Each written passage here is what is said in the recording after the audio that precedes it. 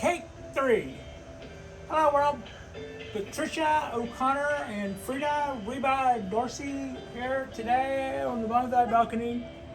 We are enjoying a beautiful Alameda fall day. It's a little warm for a fall day to my liking.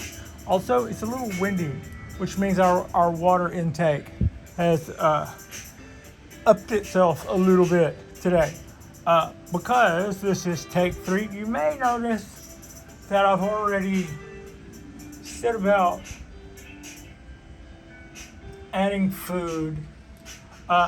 These are ponderosas. They just needed, it was just time to feed them again. There was no reason to not have them be fed or feed them. What we're talking about as far as it's time to feed the Japanese black pines that are in bonsai pots, because the time they've spent in bonsai pots means that we will have done their candles late in spring, and those candles, when they finally do come out, we want to make sure that the food, the fertilizer, has been picked up so that those guys won't grow needles as long as the ones they were originally going to make before we cut the candles. So at this point, it's been a little while. They've been allowed to grow out and harden off, and it's time, or a little maybe past time for a couple of them, and a little early for a couple of more. But because nobody's on their way to market or to the show in a few minutes, we're going to go through and feed all of our Japanese black pines. And if we make a needle a tiny bit longer, so be it. Live and learn. But you can see a lot of my little trees here. I've already gone through there and done that. I've already made sure those guys. Now I haven't fed them all yet, so there'll still be some to do. But the other time, this does give me another opportunity to show you. There's a little bit of yellowing. This is one of our closer to refined Japanese black pines. This is about a 20-year from seed tree from Jonas of Bonsai Tonight, who is also doing the Pacific Bonsai Expo here in about almost a month. Yeah, the end of October, and we're almost into October. So not necessarily the end of October, but yeah. So yeah, that's what we're looking at. Anyway, that's what's going on as far as what's going on locally, which is going to be really cool. But as you can see, right now we're looking at really green, hardy looking needles. And then we're also looking at some yellow needles. Now the green ones are the ones that came out this year. The yellow ones are the ones that are last year's needles that are a little yellow because they're a little tired of going without the BioGold. And BioGold is a low dose fertilizer. It is 555, and I feed most of the time of year here because we do not get cold enough to completely shut down, to my way of thinking, most of the trees here. So as long as they're moving things, or they're making roots, or they're making, like even my cypress trees, when all the fronds are gone off of these trees, and I've already cut them back to what we're going to start with next year, I still see them welling up out of the ground where the roots are getting big and stuff. And certainly want to facilitate that by feeding if we can. But otherwise, our more refined trees, or our trees that we had gone through and taken and cut the candles back on, it's time to say all's forgiven. Come back up to the dinner table. Yeah, it'll be fine. Now, the difference there is last year's needles that are looking a little yellow, that BioGold will fix that right back up. We'll go from now until late spring on that feeding program, at which time we cut the new candles and do it all again. But meanwhile, the ones that have gotten a little yellow, they'll green up. And then the ones that are third-year needles, they're telling us it's that they thanks for the fish. It's time for them. It's time for them to head on out. So that's what's going on there. I've fed most of these, but I need to make sure that I got everybody well and truly, and didn't miss something. Camera, but this makes for a little shorter video.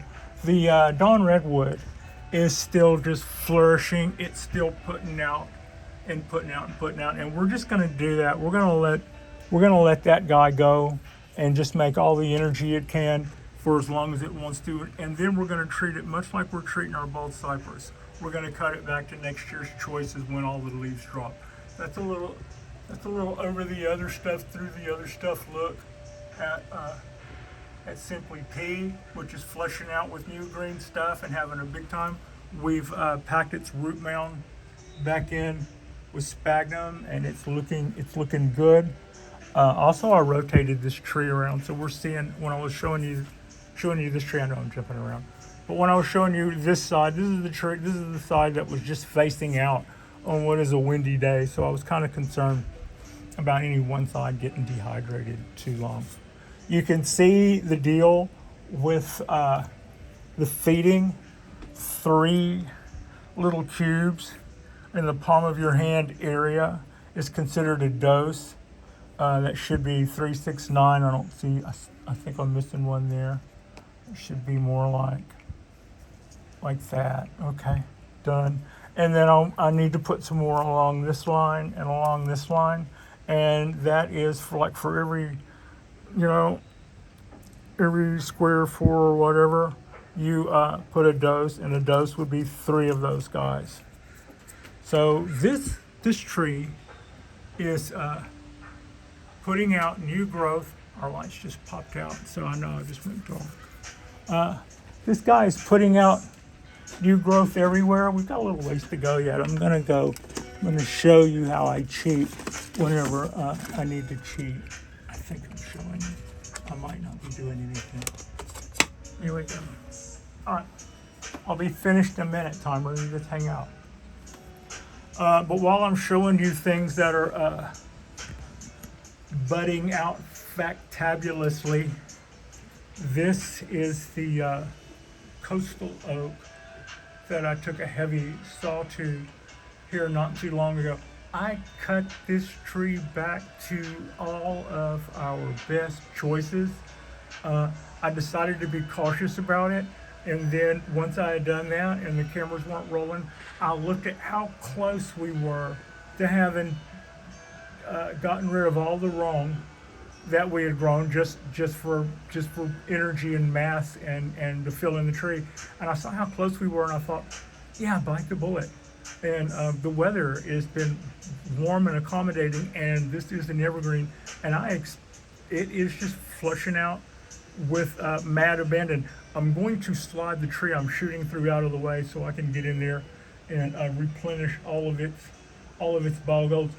Goodness knows we do not want it to go longing for anything, especially now. Look, but it's got these little salmon-colored shoots all over it. So from our little cutback, we're going to get many more choices, all tied in, all closer into the tree. What we're looking at on our bald cypress now is our weather is cueing fall a little at a time, and it's doing that with daylight hours. If we got a cold snap, this little bit of orange colored stuff here and there that starts switching off would look, the whole trees could turn this color. These are some clippings that I took off of here earlier, and I just stuck them in a jar. But that's what color we could wake up to if we so much as had one nice little cold snap. And having gotten that once or twice, I'm going, yeah, come on, give it up. But whatever happens. We're okay with it. It'll make it more better. It'll make it more better if we have to wait till next year. That is a shorter synopsis of the video that I shot, in which I put actual stuff in all of these bonsai pots in front of you. And I still have some more to do, but it's tedium, and I think we got away. We pretty much got away in and out with nobody getting hurt. You can see most of those guys have gotten fed, but not all. I've got 1 or 2 bounced out as I dropped food down their way. And I need to go through and feed my maples.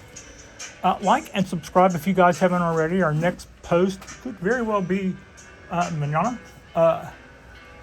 we will be hanging out here tomorrow, and then this weekend we will have things to do, and I'll look forward to potting up more little Japanese black pine seedlings, and we can maybe go back and do a little pruning on our cork bark oak, though not as much as we did on this. There's not as much there to be done.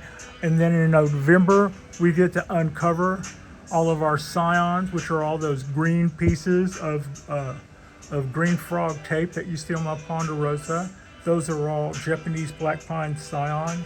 We uncover them for better or for worse. And we were also told not to go making judgments when we uncover them, that just let everything run out its course and keep following the directions. And so far, so good. So yeah, that's us. I appreciate you for your Reba Darcy. Appreciate you, and thank you so much for watching.